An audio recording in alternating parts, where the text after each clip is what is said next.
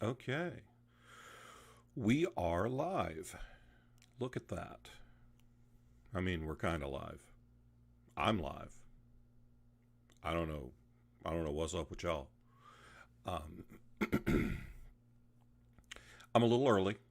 I'm actually a lot early because I haven't streamed in a while and I wanted to make sure that things worked. So I am almost certainly going to. Oh, hang on. I was checking my stuff on Twitch and wanted to make sure that everything was muted. So as I'm bouncing back and forth between screens, I'm just double checking that everything's muted and everything's working and blah and blah and blah. And now I'm checking on questions for this upcoming event that I've started early, and fortunately, it seems like mostly nobody's watching, which is good because this is not yet ready for live consumption. Um, I mean, it's not like I'm going to look a whole lot better. I'm not going to go out and get my hair did just to do this video. Oh, wait, I did go out and get my hair did. Not just for this video, it was time. It was way past time, if we're being honest. I wanted to get it done before Dragon Con so that I would be nice and purple for the convention. But my hair guy couldn't get me in before the con. So I didn't have it. Shooby-doo. I don't have very many questions, so those of you who want to ask them, you can drop them in the chat on YouTube. I can't watch the chat on Facebook while I'm streaming. The interface doesn't really work all that well. Hey, look, Twitch and YouTube both sent me, well, Twitch sent me a notification that I successfully logged in. And then YouTube said, hey, somebody's live on your channel. I don't think it was like a burglar alarm kind of concept. I think it was like, notification, huzzah! So, since y'all are early, I guess I could read something for you. I mean, you were nice enough to show up and hang out. Hang on, nose itches. God, nose really itches. That's the thing I hate. I hate about having a mustache is it goes nuts and itches the crap out of my nose. Let's find something to read, shall we?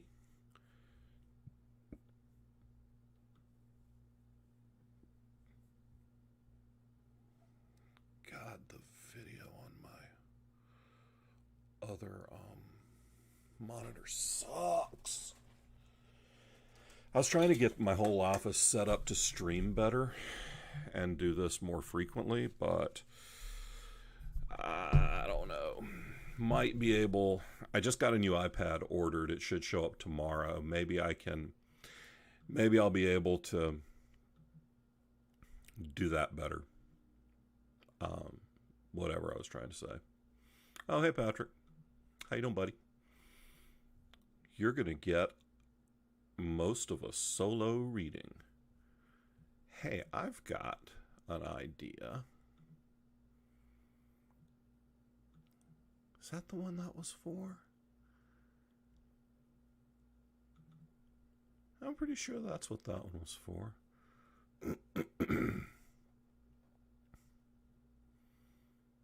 Yeah. Yeah, that's it. So this is a brief selection from Duality, which is a Quincy Harker short story that will be featured in the upcoming Demonic and Divine anthology from eSpec Books. They have it out on NetGalley, and if you are If you are a reviewer, you can request review copies of that now. And I wrote a Harker short for it.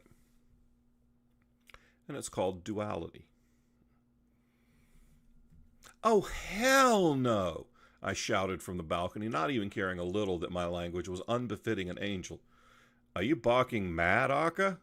yelled the demon from where he stood pouring a drink. "No more than normal," replied the smirking Quincy Harker from where he sat on his sofa, swathed in bandages. He leaned back against the white leather and winced as something under his loose-fitting black dress shirt pulled. Or maybe it was just the pressure on his wounds. I wasn't inclined to care at that moment. I walked back into the room, my stride strong and my countenance locked in a scowl. At least that's what I thought I looked like anyway. It was certainly my intention to look both determined and no nonsense. But every once in a while, the form I chose when I manifested on Earth a dozen years or so gets in the way of being taken seriously. Humans, especially men, just don't give blondes the respect we deserve. I stood on the rug in front of my charge, kinda boss, and probably best friend, put my hands on my hips and glared down at him. And my scowl was immediately undone as a big floofy curl of blonde hair sprang loose from my scrunchie and dropped right in the center of my face. I blew it out of the way with an exasperated huff and said, "Jonathan Quincy Abraham Homewood Harker, you have absolutely lost your mind." Q stretched his arms across the back of the sofa and grinned at me. "What do you want me to do, Glory? I am obviously too injured to investigate anything more dangerous than high-stakes kitten wrestling, and so's Luke. Bex is knee-deep in paperwork at the cop shop, and Joe has some kind of parent-teacher thing. To be honest, I didn't listen to what she said she had going on, but I think it's a kid thing. That leaves you two. I'm not sending you out there without backup, and there is no way I'm sending Faustus off to deal with a possible demon infestation on his own." I looked at my newly assigned partner and sighed. Harker was right. Faustus was on the lower end of evil as demons went, but he was still a demon. Obsidian black skin, pointed teeth, yellow eyes, whole deal. And he might not have been the father of lies, but he was damn sure the weird uncle of lies. No matter what Gerda said, the demon in that story was the one named Faustus, and he was currently standing in Harker's living room on the top floor of a condo building in Charlotte, North Carolina, drinking expensive bourbon at 10 in the morning. He'd saved our asses more than once since deciding to work on the side of the angels, pun completely intended, but I still didn't trust him any further than I could throw a Buick. Well, I'm pretty strong, so maybe no further than I could throw a tank. Faustus sat on the sofa facing Harker across a glass-topped coffee table. "Harker, buddy, pal, friend of mine, there's got to be some way I can handle this without you putting the white knight of albatrosses around my neck. I'll go take a little mountain holiday and figure out if whatever's happening in the hills is something we need to worry about. No problem. But I cannot roll up on one of my brothers with a flippin' guardian angel as my sidekick. I've got a reputation to maintain, man." Oh, that was it. I hopped over the back of the couch and perched on the arm of my glare, now having a whole new target. "What in the world makes you think I'd ever be your sidekick, demon? Or don't you remember which side came out on top the last time you and your buddies tangled with angels?" Faustus barely spared me a glance. He just cocked his head to the side and said, "Glory, my dear, as long as you're picking that particular form to manifest, you can be on top any time you like." Then he turned back to Harker as I counted to 10 in English, then Latin, then Enochian, then Sumerian, Aramaic, Russian, 7 different regional variants of Chinese, and 8 dead languages that don't even have names anymore. When I was better than half sure I wasn't going to manifest my soul blade and chop Faustus's head off in Harker's living room, I reached out with one foot and kicked him behind the ear. "Ow! What the—" "Swear jar," came a voice from the kitchen, freezing Faustus's curse on his lips. Cassandra Schuyler had us all firmly under her thumb when it came to profanity, and I'm pretty sure Harker and Faustus had already contributed enough to her granddaughter's college fund via the swear jar that Ginny could afford the best Ivy League education. I'm sure I wasn't the only one who took great pleasure in watching my more profane friends contort themselves into all kinds of weird pretzels, self-censoring anytime Cassie was within earshot. They'd even cut down on the profanity they used when she wasn't around, albeit only marginally. Technically, I owed $1 for my hell no, but if Cassie wasn't going to call me out, I wasn't going to remind her. I smiled and slid down the arm to sit on the couch next to Faustus. I put one arm around my new sleuthing partner and grinned over at Harker. I've changed my mind, Q. This is a great idea. It'll give us a chance to bond and become more productive members of the team. I'm in. You know I don't trust you when you agree with me, right? You don't trust anyone, Harker, I replied. That's what makes it fun to push your suspicion buttons. I'm Count Dracula's nephew. I work for a secret division of the federal government, and one of my best friends is a demon who literally coined a term for getting screwed over in a deal. Of course I don't trust anyone, especially not angels. I've met too many of you. Y'all may not lie, but neither do the Fae, and that's never stopped them from being scary as "Swear jar," came the sing-song voice from the kitchen. And you owe $1 for that S-word. Heck. Harker finished. He tossed an iPad at Faustus and a set of car keys at me. Here are the details. Try not to drive my truck off a mountain. I just got new tires. And that's the beginning of Duality, which will be out soon. I don't remember when. I kind of didn't pay attention to when they told me it was going to come out. Well, because I didn't care. I'd done my part. I wrote the story. I turned it in. Yes, my fingertips and nails are a little purple. And I promoted the Kickstarter. So then when they tell me that the book is out, I'll promote the book as well. But I can barely remember when we're releasing the things I'm publishing. I sure as hell can't remember the release dates of things I'm not publishing. But this all seems to be working pretty well. What do y'all got going on tonight? There will be a lag between me seeing your response and you seeing my response to your response. Response to your response. Whatever. It makes sense in my head. I mean, other than hanging out with me and watching me read, which honestly has got to be less ridiculous than watching people play D&D, which I'm guilty of doing that too. But I really don't understand the appeal of watching people play Dungeons and Dragons. And this as someone who plays D&D for an audience. Like, I do this stuff, and I don't know why anybody watches it. Oh, hey, look, I got it to where I can look at comments on the Facebook while I'm doing this. I will not be able to keep up with that crap once more than, I don't know, 15 of y'all are here. What's on the DVR, Josh? The only thing on my DVR, which is a virtual DVR because it's on Sling, the only thing on my DVR is wrestling, AEW wrestling. Avery asks, what am I drinking? And totally off-brand, it's straight Mountain Dew.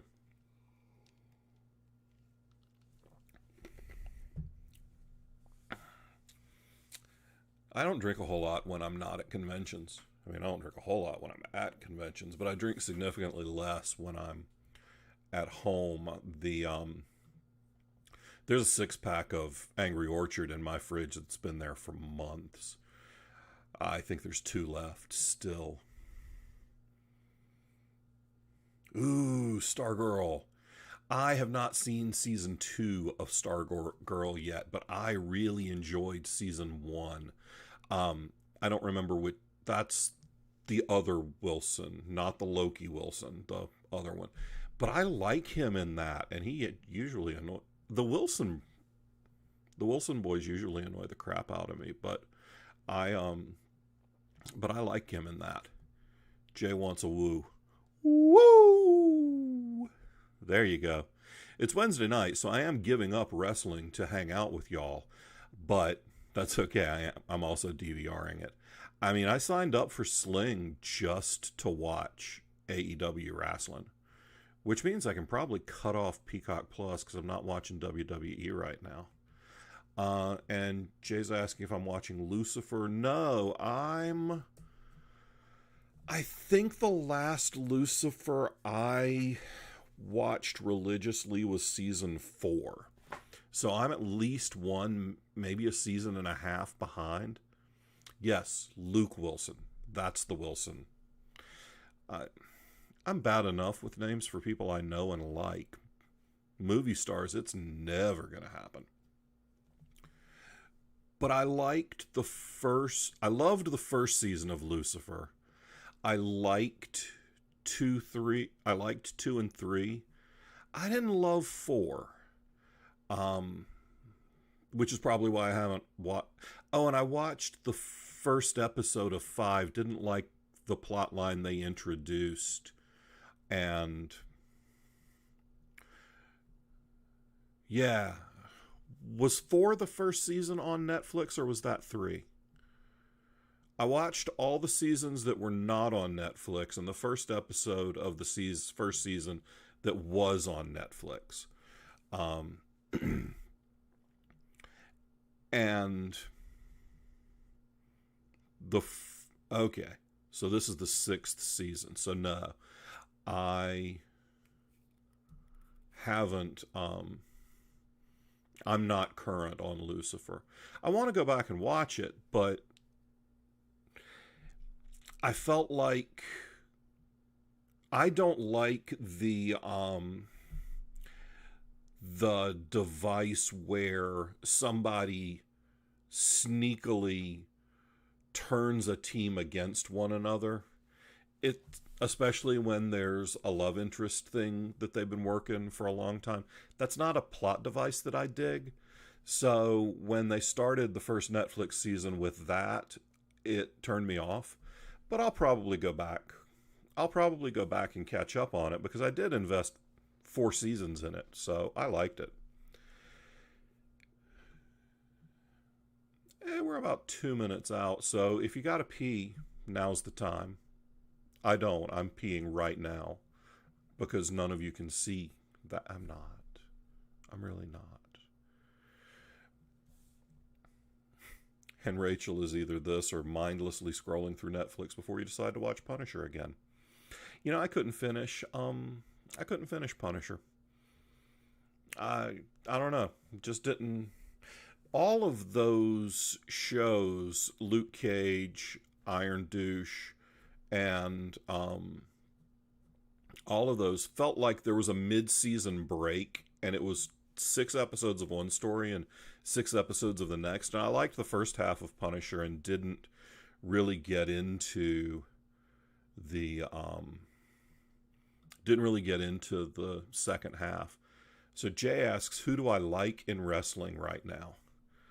Man, this is the last time it was this good a time to be a wrestling fan. It was the late 90s.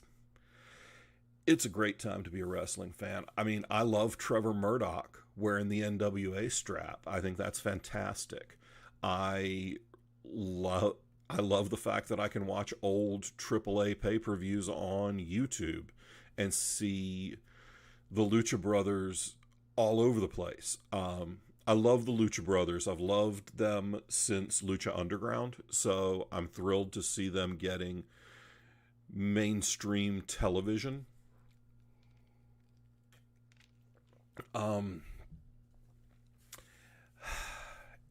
there's so many people doing so much good work. Max Caster is a genius.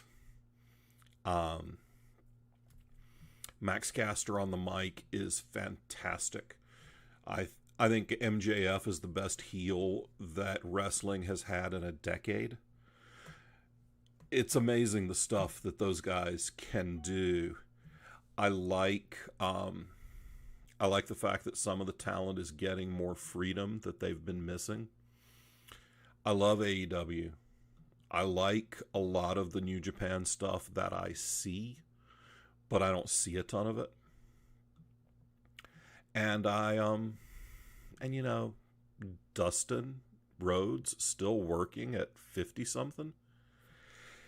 It's a great time to be a wrestling fan, but now it's time to officially begin our live stream, even though I've been reading and babbling for 15 minutes.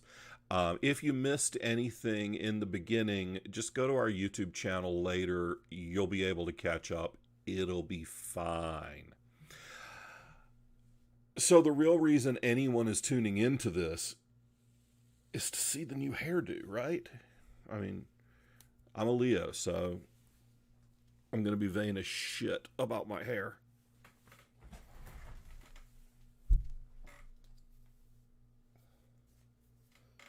And that stuff's purple as fuck. Let's see if I can do a little... yeah, there we go. That's a little bright. That's a little... there. That's a little more full spectrum from the front, so you can see how dark purple we went. I had him add more blue this time, and I actually said, let's try blue. And he said, let's do a blue with some purple in it. And then he did purple at the roots with a different type of dye, because my hair guy, Carl Clout, he owns Hair Clout here in Charlotte. He's a mad scientist of hair dye. He created this stuff called Zombie Snot, which is 2 T's. Go to the website. They're fantastic. And that's the dye that he uses. It lasts longer than normal funky color hair dye. I think I can usually get about 6 to 8 weeks out of it. The last month, my hair looked pretty much normal, except for like one streak right around halfway down. There was still a streak of pink through there. But yeah, Carl Clout at Hair Clout, Zombie Snot, zombiesnot.com. Fantastic hair dye. Great guy. The coolest damn hair salon I've ever been in. There's a skeleton riding a motorcycle in the front window. And I was there, Revolting Cox and the Ramones were playing on the radio. Fantastic place. So here, purple. I did not this time. Someone in chat asked if I bleach before, Avery asked in chat if I bleach before dyeing it, and we didn't this time. A lot of times he does, but because he wanted to try this new process with more traditional hair dye on the roots and then just pouring the dye straight on top of what was there, we didn't bleach it. So the hope is that this will still hold for a couple of months, and then when I go back, I'll only need to bleach it every second or third time I go in, because bleaching is so hard on your hair. So yeah, I'm really hoping that this will hold long enough that I don't feel like I need to bleach my hair every time, because man, one, shit's really uncomfortable on your scalp and burns your scalp and stinks to high heaven, which that people keep asking me, why don't you do your beard? Well, 2 reasons. One, my beard doesn't hold color. Actually, there's 3 reasons. My beard doesn't hold color very well. 2, I wash my face a lot more often than I have to shampoo my hair, because you don't shampoo your hair every time you take a shower. So then, reason number 3, I don't want to put bleach right under my nose. It burns my frickin' nostrils, and I'm a great big pansy about that. That's uncomfortable. I only want to suffer so much to look this good. Um, I'm not gonna do half the things that society expects women to do. That stuff's that stuff looks like it sucks. So yeah, bleaching my mustache is disgusting, painful, uncomfortable. I don't know. I don't like it, so I don't do it. All right. How about we read something for a little bit? This is Sanctuary, which is a new Quincy Harker project. It's something I ended up writing this for Joshua Palmateer's Zombies Need Brains press for their anthology a couple years ago, and didn't the anthology was called My Battery is Low and It Is Getting Dark, and the idea was old tech that shouldn't be working anymore suddenly working, and what that does, what impact that has, how that works out, etc. So I wrote it for that and went through 3 and 4 different ideas, different processes, couldn't get there, couldn't get a story. And then finally I said, hey, what about you maybe look at doing a Rotten Ruin kind of thing? Rotten Ruin is Jonathan Mayberry's YA zombie apocalypse book series, and it's great. And I thought, well, I've never written a zombie apocalypse story. I like zombies.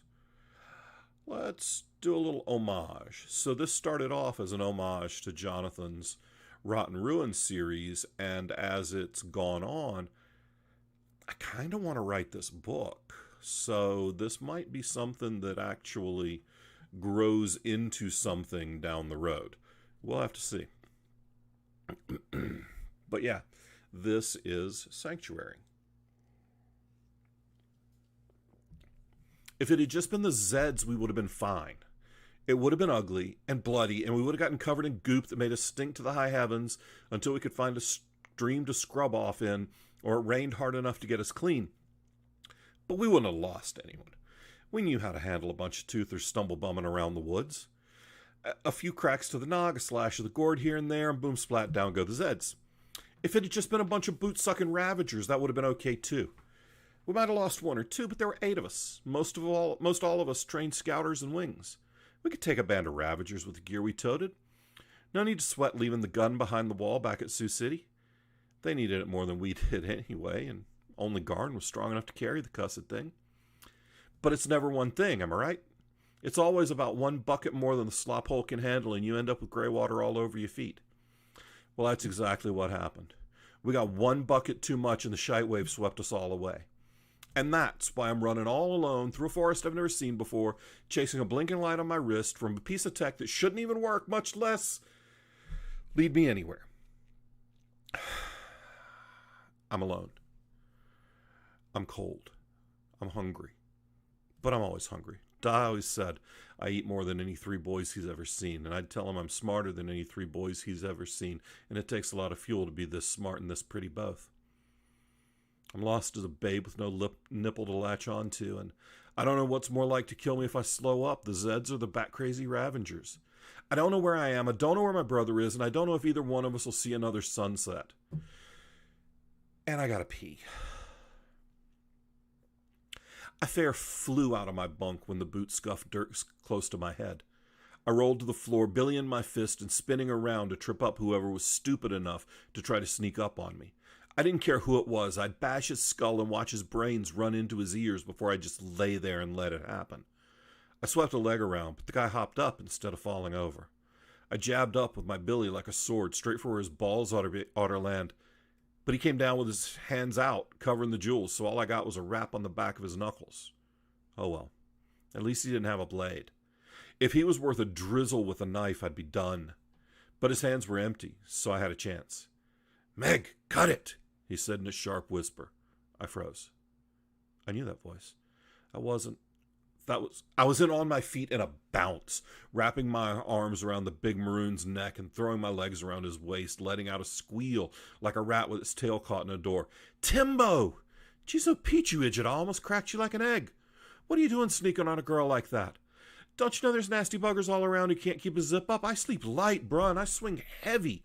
And you chatter like a hell-spawned crow," the grumpy lump next to me growled. "Shut your face hole, Meg, or I'll get up and shut it for you." "Drink piss out of my boots, darling," I said as I dropped to my feet. I reached out a hand and put it on Timbo's chest, just a kind of reassurance he was really there. He'd been out on a long run. He's gone 6 cycles since way back in the snows. I turned to my cot, folded my blanket and straightened the pillow, and slipped the razor from under it into the cuff of my left forearm, where the sharpened edge of the rusted sliver of metal gleamed in the pre-dawn light. I skinned off my sleep shirt, pulled pants and a clean tank out of my footlocker, then grabbed socks and my boots. I balled the sleep shirt up and tossed it into the footlocker, shoved my billy into a ring on my belt, and carried my boots out into the camp. I stopped by a rain barrel and dunked my face, washing away the last scraps of sleep. "Well, that's no good for drinking now you done poisoned it with your funk," Timbo said, grinning at me. "Piss off, Scouter. Where you been, anywho?" "We ran into Ravagers a week out from the walls, and they chased us almost all the way to Desmo before they got bored and wandered off. Then we headed north to Mapolis and looked to see if anything good washed up on the shores lately." "Find any shinies for me?" Timbo was good about bringing me neat bits and bobs from his runs. Never anything that worked or could be harvested to make something else work. That stuff went into the stores straight away. But some of the old gadgets still looked neato, even if they never lit up or did anything. "You act like you only missed me for my treats, Magpie," Timbo said with a grin. I scowled at him. Our Da used to call me Magpie when me and Tim were littles. I didn't like it when anybody else called me it, but I let Timbo on account he was my only brother, and it wasn't like Da was ever going to call anybody anything again. I forgave him quick speedy when he pulled a flat square on 2 leather bands out of his pocket and dangled it in front of me. "Here you go, Cicely, a sparkly from a diamond." I took the shiny from him and threw my arms around his neck again. "I missed you, Apeface. Missed you every day. You gone too long. Sarah even went behind the council hall with Toby Jangs last week. That's how long you've been gone." Tim sighed, and shadows fluttered across his broad face. "Timbo and me didn't look nothing like Sibs. That's what everybody told us our whole life. He's big and broad, with hands like paddles and a heavy tread. He's got thick arms and legs, and even when he stands still, you can't even imagine what would move him. Even his tight-cut blonde hair don't move, like he dares it to misbehave. Me, I'm all elbows and knees and dark brown curls sticking out all from my head every which way. I look like Ma'am. Dark skin, wide nose, brown eyes. It's like we came from whole different worlds, not the same 2 people. But I get the same crinkles Tim's got around my nose when I'm thinking on something. And he walks and swings his arms in big circles and mumbles to himself when he's mad, just like me. "I know I've been gone a long time," he said, looking at his boots. "And I gotta go again. Wait, what?" I yelped. "You gotta go? You just got here. No way you go again. Not for a long while, at least. Where you gotta go, any road? What's so spicy it make you turn around and run back out wall before you even been here a day? You ain't been home half a day." "No." I crossed my arms and locked my knees. I wouldn't allow it. I wouldn't move from this spot until he agreed to stay. You can't go." "I have to, Meg." He started, but he didn't even try to start explaining. He just bent down, wrapped one arm around my thighs, and straightened up. I flailed my arms through the air, but flopped forward, letting out my breath in a huff as my belly slammed into Tim's meaty shoulder. He carried me 2 blocks from my quarters, straight down the middle of the street, then turned right onto the market and kept right on going. Watched the town retreat as I jounced and bounced along on Timbo's back. Every once in a while I waved to a fat baby in a carriage or made a rude hand gesture to a friend of mine who pointed and laughed.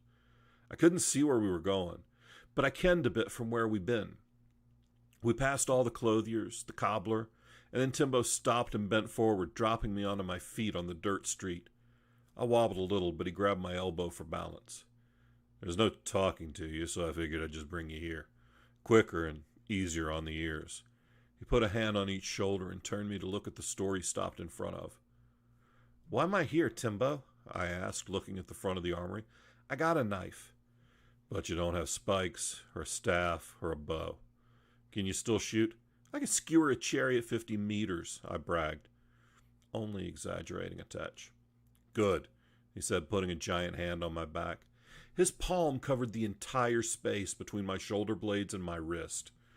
Timbo gave me a little shove and said, because we're down a ranger for this run since Jarrah came up Pregs on the way back from Mapolis.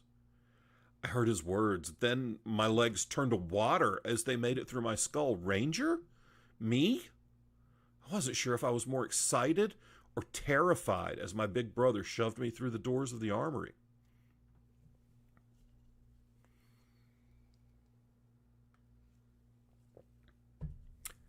I should have picked terrified.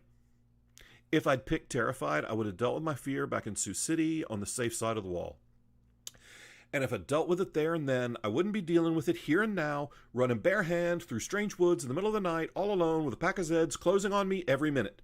I hate fast Zeds. Just ain't natural. A branch across my cheek brings tears to my eyes and my focus back to my feet. I can barely see where I'm putting them, counting on the thin trees not to trip me up too bad and hoping I don't hit any holes. I don't. Good me. I don't hit a hole, any road. I hit a branch. But instead of tripping over it like a normie girl, I step on it, it rolls under my foot, and I launch myself into the air like a pigeon what's been drinking out of Henro's beer barrel, all squawking and flapping useless as I slam into the ground. The air rushes out of my lungs, and I lay on my belly for a terrifying second while I try to remember how lungs work. I can't breathe. And I slammed my chin into the ground when I went down, and I'm seeing stars. And I don't know if I see stars because my head hurts or because I don't have any air, and I see the lights dancing in the edges of my vision, and I feel like I'm about to pass out when my breath slams back in with a whoosh and a gasp, and suddenly the sparkles recede, and I'm back to normal levels of panic fright. I can't lay there, though. I've already been still too long, and I hear the Zeds crashing and crackling branches all around me. And I think that I really should have stayed up in that tree, but I know that isn't right. So I get my hands underneath me and shove myself up to a crouch. Take a look around to make sure the way ahead of me is still clear and the way back, not like I know where back even is at this dot. And I shove myself to my feet and take off again. Crew, this is Meg, Timbo said as we walked up to the half-dozen folks gathered by the western gate. They were dressed mostly alike in the same kind of brown and green camo as my scratchy new pants and jacket. A couple of them looked me up and down like they were trying to decide if they just needed to ice me now and dump me over the wall instead of waiting for the Zeds to do it later and them have to dig me a grave out in the wild. One of the scouts, a wing named Calvin that I remembered seeing with Timbo once or twice, came over and held out his hand. Hey, young'un, I'm Cal. Stick close and I'll have you tree running legit before we come back from this gooser. A white smile split his dark face and a dimple appeared on his cheek. I felt my knees go a little watery and at the glimmer in his brown eyes. But then Tim stuck his big sniffer in. She's my kid, sis. This is her first run. Let's make sure it's not her last. The dimple vanished from Cal's cheek and he held out a fist. Good to meet you, sisling. I bumped knuckles with him, looking over his uniforms. Wings don't dress like everybody else? He waved a hand over his clothes, which were the same color as most of the crew, but that's where the lookalikes ended. My camo was thick, heavy stuff with strips of leather sewn on the broad parts and reinforced canvas patches over the joints.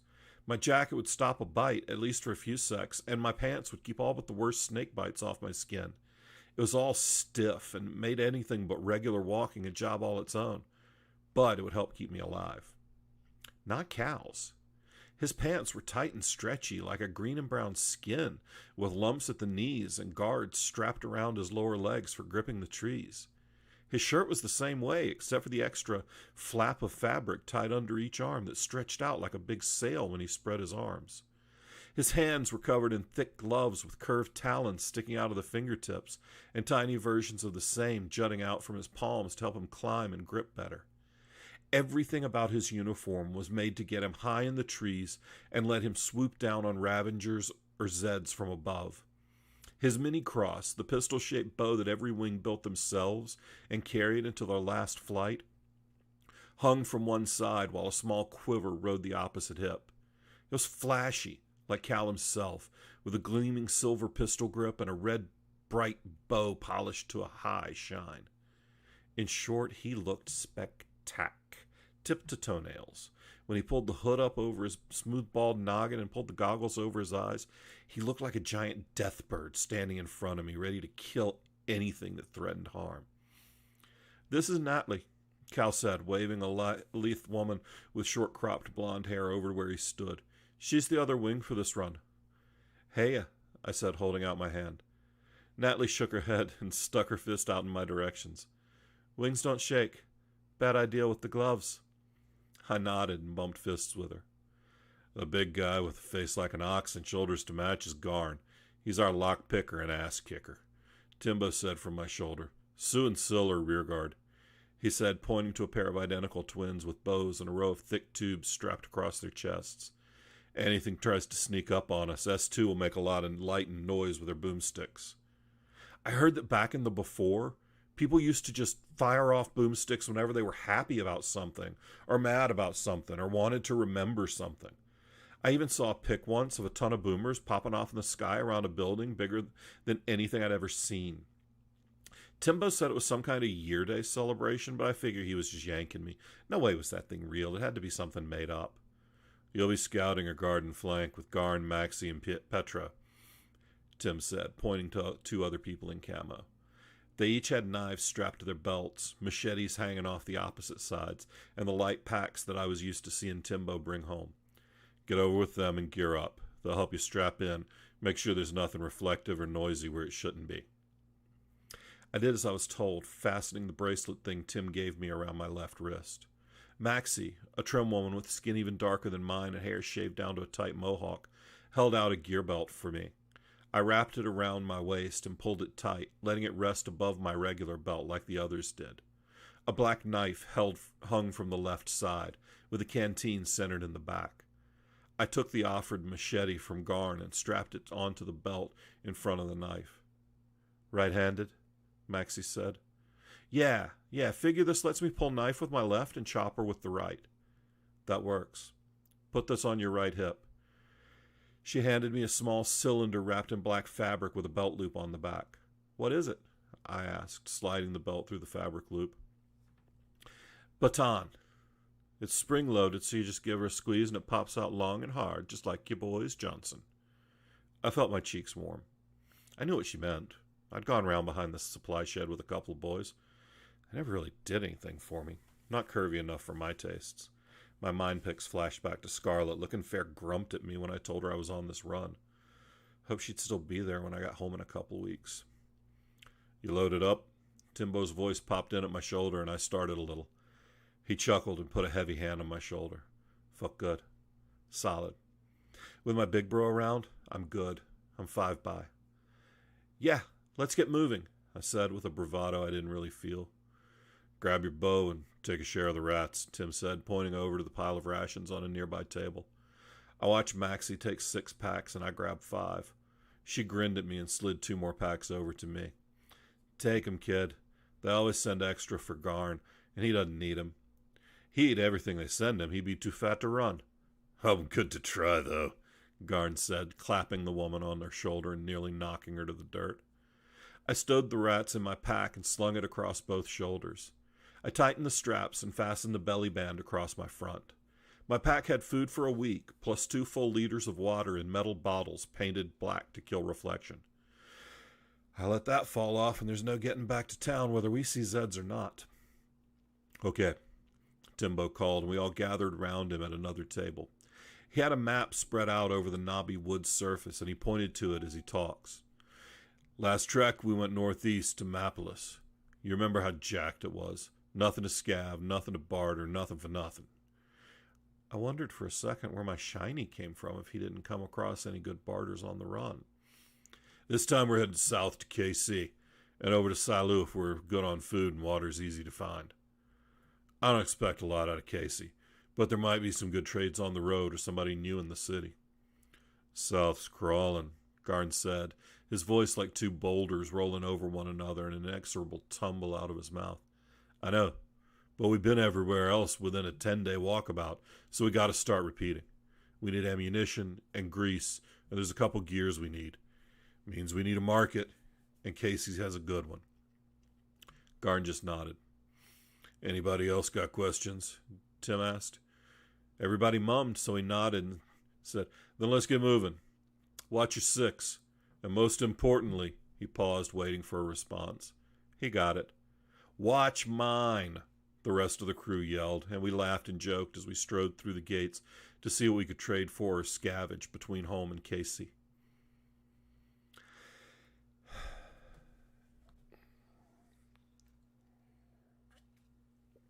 It's getting lighter.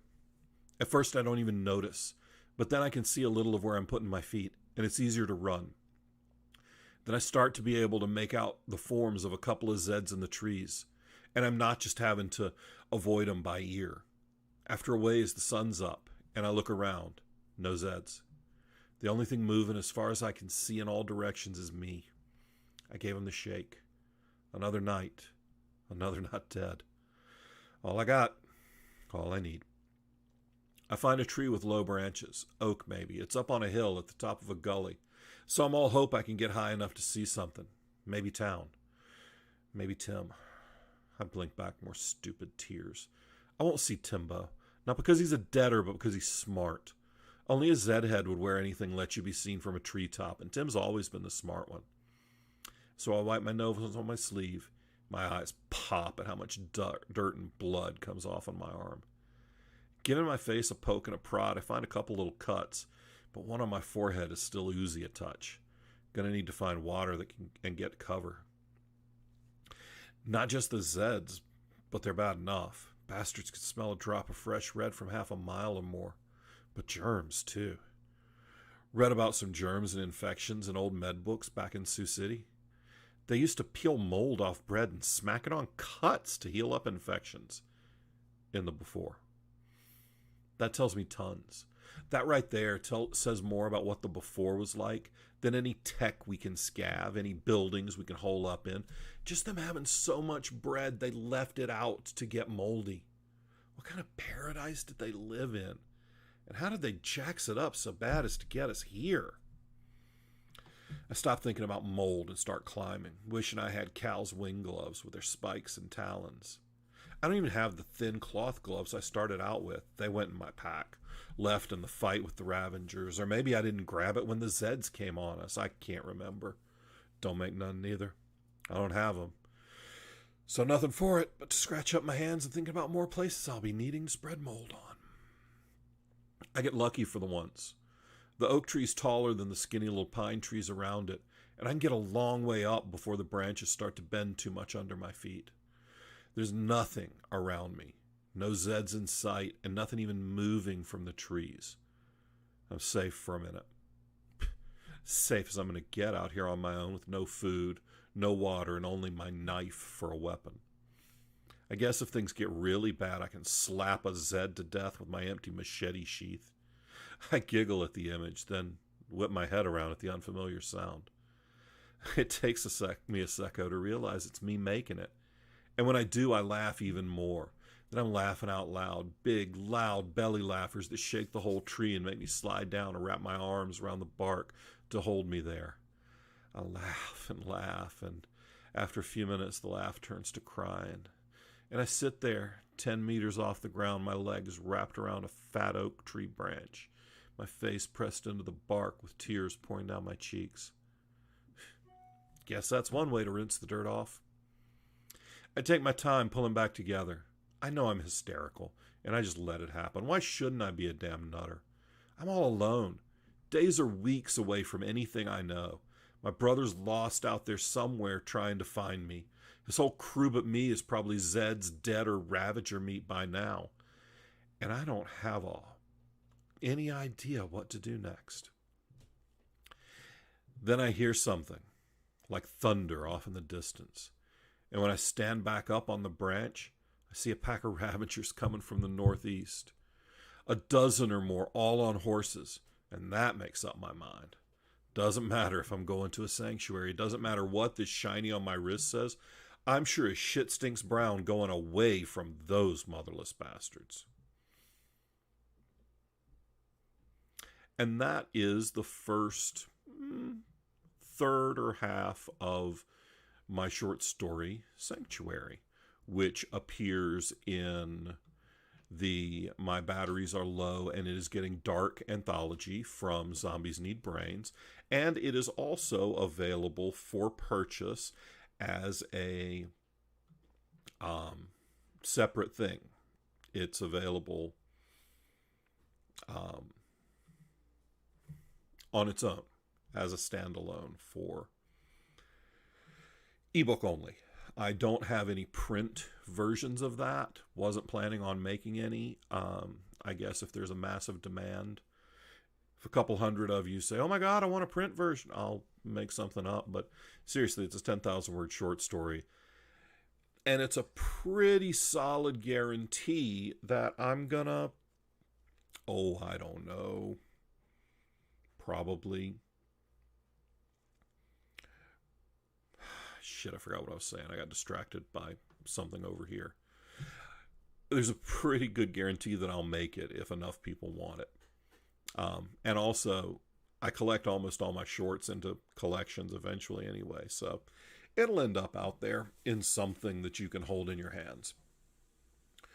We did not have very many reader questions this week, but so I'm going to go for the ones we had, and then if you're on Facebook or YouTube, if you want to leave a question in the comments, this really is an AMA, an Ask Me Anything kind of deal. So whatever you want to know, hit me up.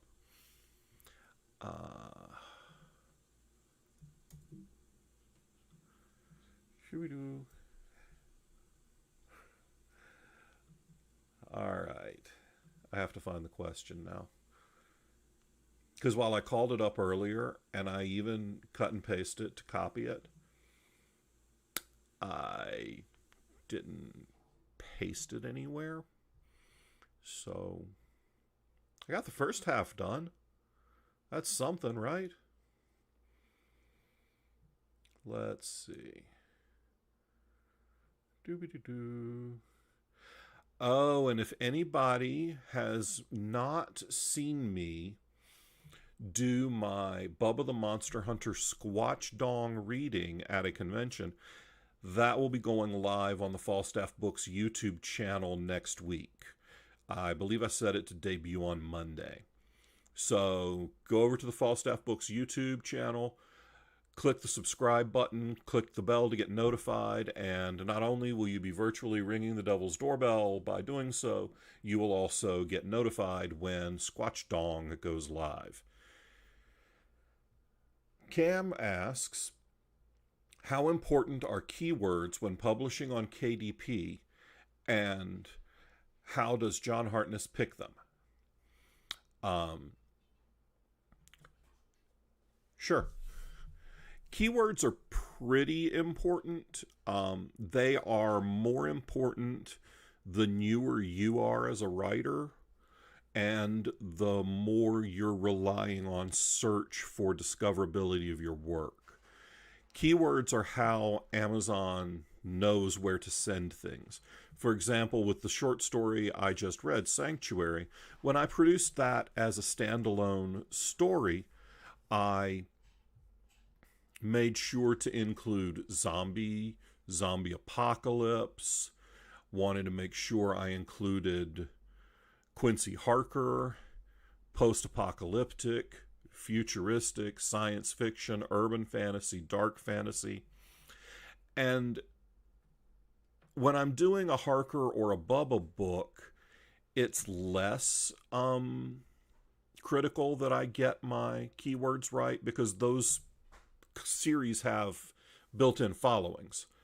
But with stuff that's less popular or less familiar, it's very important. And sometimes I use keywords that I just know. I think about what people will use to search to try and find this story, and I put those in as keywords. But then sometimes I use a product called KDP Rocket. A company called Kindlepreneur makes it. I find it pretty useful for coming up with combinations of keywords that I don't know off the top of my head are being searched on Amazon on the regular. It'll show you which keywords are searched on Amazon, which keywords are searched on Google, how many books are using those keywords, all kinds of interesting data that helps you select your keywords when you're publishing a book. Stephanie asks what the picture on the wall behind me is. I'll show you. Hold that thought. Oh, goodness. Standing up is difficult when you get old and fat. Getting old and fat, lots of fun.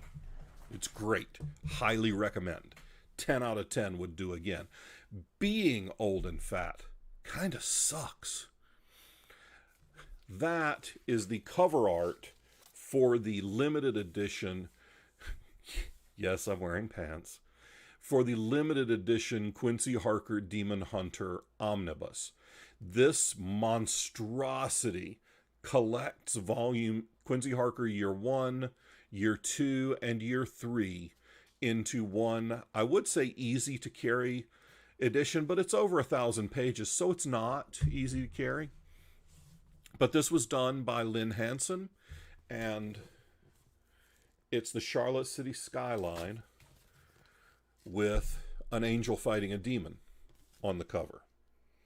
So this is a piece of art I commissioned specifically to serve as this book cover. Lynn did a fantastic job on it, and that art is only available on the cover for the limited edition, which is limited to 250 copies. 250 or 100? Hang on, let me look. They're all signed and numbered, and this edition is limited to 250 copies ever. So you can order it at the Falstaff Books website. You can, and it'll be shipped, signed, and numbered to you. Or I generally have one copy of this anytime I'm at a convention. I don't often carry more than one because it's available in an unlimited edition and a limited edition. I try to carry one of each, and they're friggin' heavy. I mean, this is big. So the limited edition is $125. The unlimited edition is $80 and has a case laminated cover done by Natanya Barron, which is also a great cover. But yeah, they're monstrous. And I liked the cover art, so I had it blown up and made into a poster. Yes, I agree, Stephanie. The art is fantastic. And yeah, the audiobooks for Harker are fantastic. James Anderson Foster is an incredible narrator, and so happy to have worked with him on every Quincy Harker book. And I'm also happy to announce, hey, this is the first time I'll be announcing that. I'm happy to announce that I just signed a deal today to do the next 4 Quincy Harker audiobooks with Tantor. So we are guaranteed at least Harker audio through book 12. They had already contracted up to Comes a Reckoning. And when I messaged them today and said, hey, you want to do the next 4 Harker audiobooks? They said, yep, same deal, same deal. Sent me a contract, signed it. Within 24 hours of the idea being floated, we had a contract signed, which is great.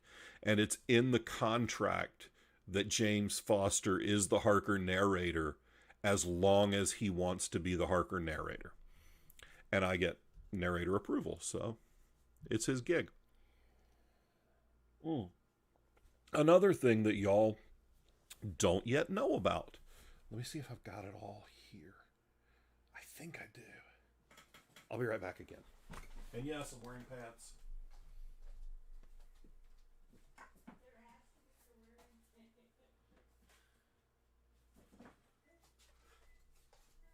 Okay, I don't have them all. But coming from Tantor Audio will be Have Space Cat Will Travel, Histories, and Hazard Pay. Tantor has purchased the audio rights to do those 3 short story collections, so I am thrilled that they're going to bring those out. And again, that's going to be James Foster narrating. And I can't wait. I'm also really interested to see his take on some of the non-Harker characters, because in Space Cat and in Hazard Pay, there are non-Harker stories. So it'll be interesting to hear James's take on those characters as well. That'll be a lot of fun. Joe asks, what is my favorite novel that I've written? So let's take a look at it I'm going to take a look at that a couple of different ways. On the one hand, my favorite novel that I've written is Amazing Grace, because it's a very personal book. It's about the area I grew up. I feel like it is in some way my most honest narrative voice. And I love the characters in that book. That book is a love letter to small town life and to the idealized small town world I grew up in. Yeah, I know it wasn't really that perfect. Nothing ever is. But I wrote the book, so I get to make it as perfect as I want. So on that level, Amazing Grace is my favorite. On a craft level, probably Conspiracy Theory is my favorite novel, because it's the most recent and I feel like I get better at my craft every time I publish a book. Which then means that Blaze of Glory, the most recent Bubba novella, is probably the best written thing that I've produced.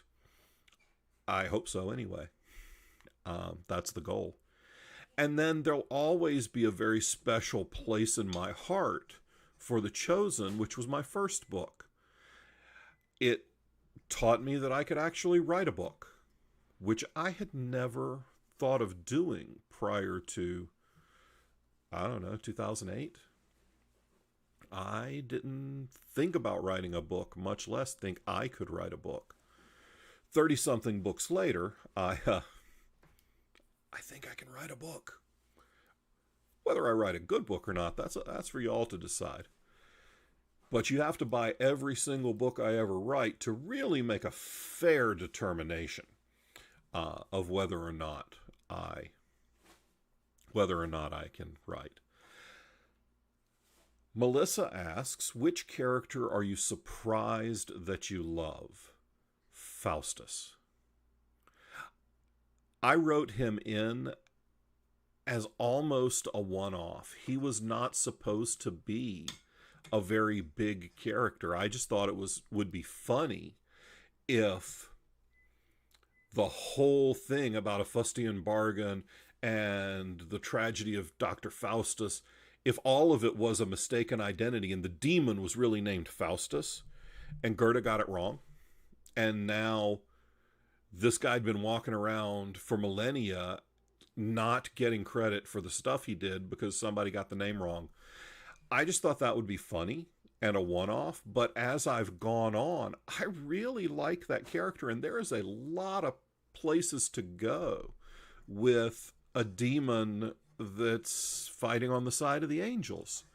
So Faustus is probably the one that surprises me the most that I love, and that anybody loves, because he is still a demon, but he's not a dick.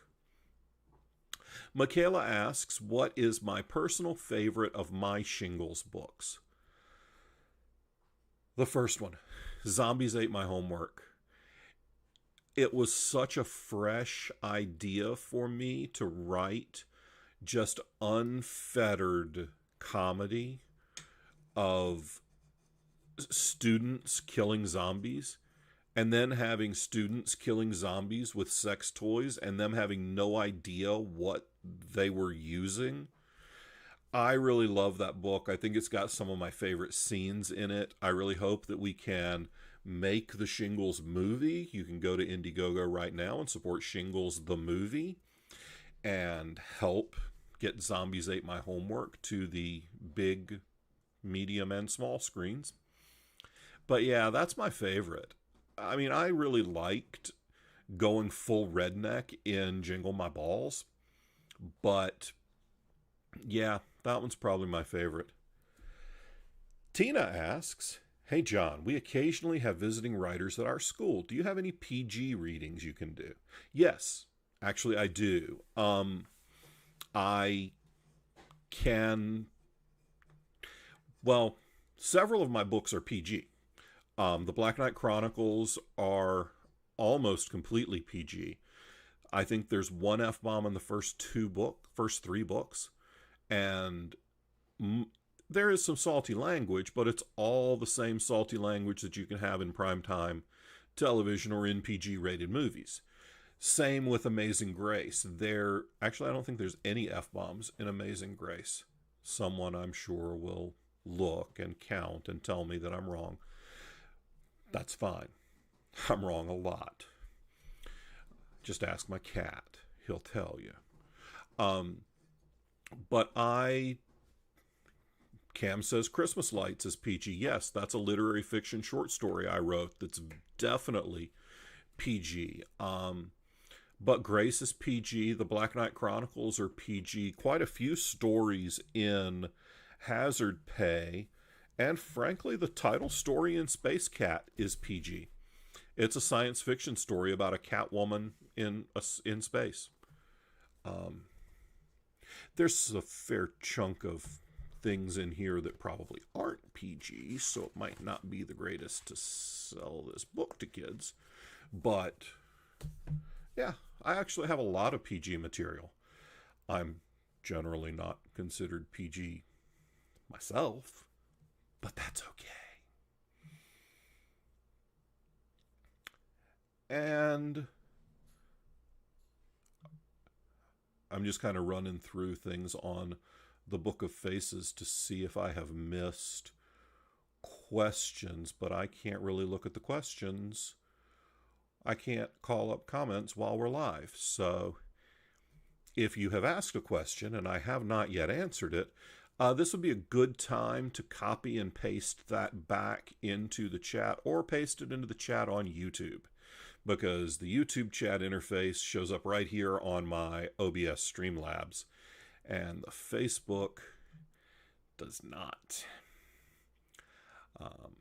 Yeah, when I click over to the multi-stream, it just doesn't pull from Facebook or from Twitch. So there's no chat on Twitch either, so that's good, at least. Or wait, that's not live. Whatever. If you have questions, drop them on the YouTube. A little news on where we are with Comes a Reckoning, which is Harker, Book 8. Today I started work on chapter... I'm opening the file so I can see exactly what chapter I'm on.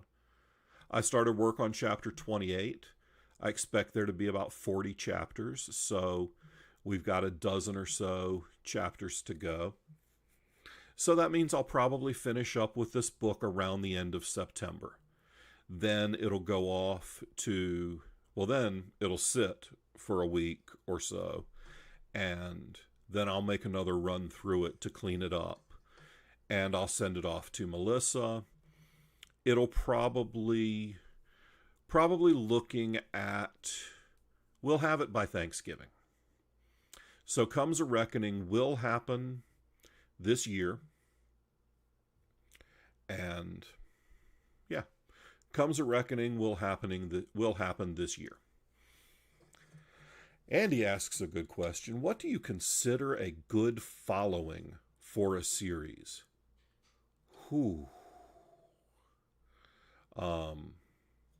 Wow, that's a huge question that goes deep on how is it published, and what are the goals? Because not everyone's goal is to write for a living. I don't even honestly know what my following is. I know what I sell, and judging by various social medias, there's a couple thousand people who pay attention to what I'm saying, but I don't know how much overlap there is between 3,000 people on Facebook, 3,000 people on Twitter, I don't know, 900 people in a group, 500 people on YouTube. I don't know how many, I don't know what those Venn diagrams are. So I feel like with a devoted, Kevin Kelly once said, if you have 1,000 true fans, you can make a living as an artist. And I think that's probably pretty much true. I feel like I probably have a couple of thousand good fans or true fans, and I make a living as an artist. I'm not rich by any means. If I was, I don't know, I'd have another building to store all my materials over there in, and you wouldn't be looking at cardboard boxes from Dragon Con in the background of this video. I'd have some swanky studio. But I think if you've got 1,000 or 1,500, if you've got 1,000 or 1,500 fans that buy everything you do, out of that, you'll have enough people to buy something like this, which I don't know how much it weighs, Beck, but I'm thinking it's about 6 pounds. It feels like a little more than a bag of sugar. I would go get my postage scale and weigh it, but it's on the floor behind me, and nobody needs me to bend over, show my ass on camera just to get a scale. So we're going to say it's about 6 pounds. So I don't know. I think 1,500 to 2,000 really dedicated fans, and you can make a living. 5,000, and you're probably in really good shape with a traditional publisher. But for a big press, the numbers have to be higher. For a big press, you need to hit 10, 15, 20,000 copies of each release. We have a much lower bar at Falstaff because we're a small press. We don't have any of the New York real estate overhead. We don't have nearly as many salaries, so we can have our threshold for success is lower. We don't. Now, you're welcome to sell 20,000 copies of every title that you write for us. Don't get me wrong. It won't hurt my feelings. Won't hurt yours either. But you sell 1,000 copies and you're a roaring success at a small press. Joe asks, do you have any thoughts about Kindle Vella? To my understanding, it's a place where authors are writing serialized stories.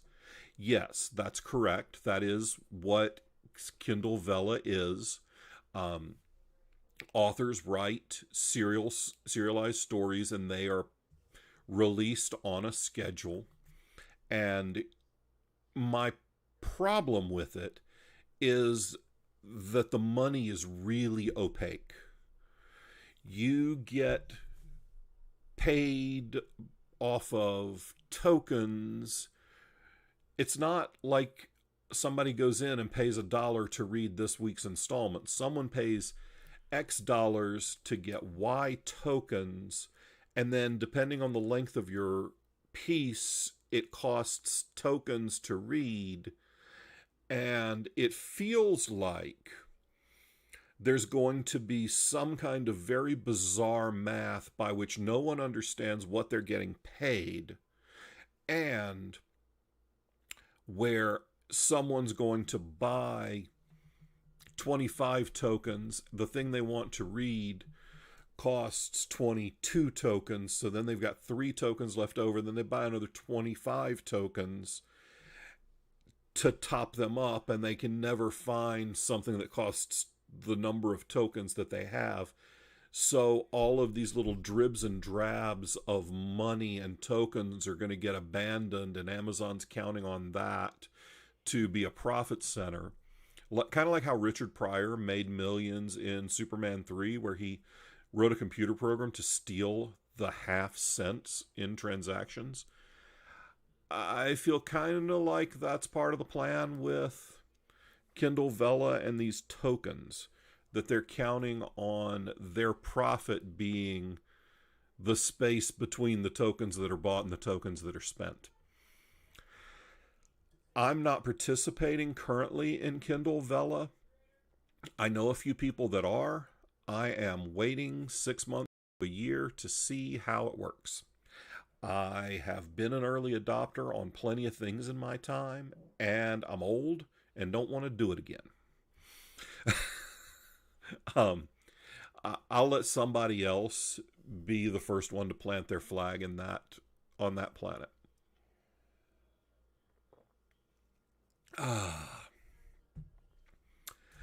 So, seems like we're out of questions. We're at about an hour, which is, unless you're Patrick and Avery, who showed up early and got a bonus reading. So go back at the beginning of this on YouTube, and you too can see the bonus reading from my short story Duality, which will appear in the Demonic and Divine anthology from eSpec Press, coming out later this year. So I'm going to call it here. You can find me, as always, at falstaffbooks.com.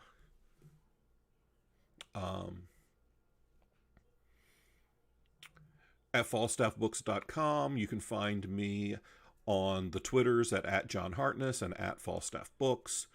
There are rumors that there is someone running around who sounds a lot like me in a Lucha Libre mask, posting book reviews on TikTok as at Lucha Librio. I will neither confirm nor deny that that is me, but you will notice that he never posts a negative review. He only reviews books that he really likes and has a fascination for El Santo, the great Mexican wrestler. So we did have a couple of quick questions pop in. Teal asks, are you only looking for series or standalones? We publish both. I contract mostly series. Probably 2/3 of what we do are books in series, but we do contract some standalones. I've got several coming out this year that are one-shots, and they're fantastic. So we do both.